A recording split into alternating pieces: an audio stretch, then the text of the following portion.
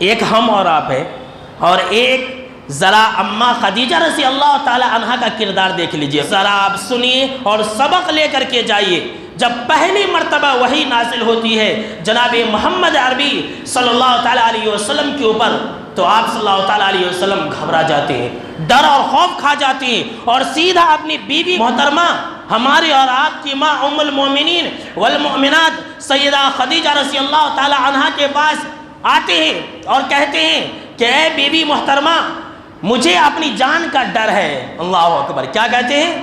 ایسا لگ رہا ہے کہ مجھے کچھ ہو جائے گا، میں ڈر رہا ہوں، میں خوف کھا رہا ہوں۔ اگر ہم اور آپ اپنی بیوی کو جا کر کے یہ جملہ کہیں، ایسا لگ رہا ہے کہ میں مر جاؤں گا، ایسا لگ رہا ہے کہ میری سانس اٹک جائے گی، تو آپ کی بیوی بولے گی ہاں صحیح کہہ رہے ہیں، میں ڈاکٹر کو فون کرتی ہوں، میں ایمبولینس بلاتی ہوں، اب آپ جرے دیر میں مر جائیں گے۔ آج ہماری عورتیں ایسے اور ہم اور آپ بھی ایسے ہیں۔ قربان جائیے سیدہ خدیجہ رضی اللہ تعالی عنہا کے اوپر۔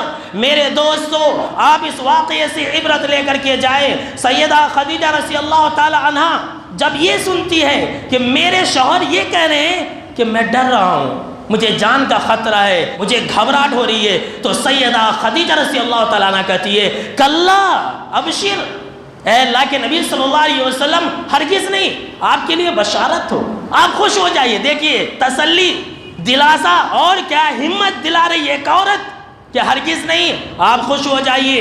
فواللہ لا یخزیک اللہ ابدا، کہ اے میرے سرتاج، اے میرے آقا، اے میرے شوہر، اللہ کی قسم اللہ آپ کو ضائع نہیں کرے گا۔ آپ صلی اللہ علیہ وسلم ڈرے ہوئے، گھبرائے ہوئے، اور اماں خدیجہ رضی اللہ تعالیٰ عنہ یہ تسلی دے رہی ہے، یہ ہمت دے رہی ہے، ہرگز نہیں، ایسا نہیں ہو سکتا، آپ ڈریے مت، آپ خوش ہو جائیے، آپ کے لیے بشارت ہے، اللہ آپ کو ضائع نہیں کرے گا، اللہ آپ کو برباد نہیں کرے گا۔ کیوں؟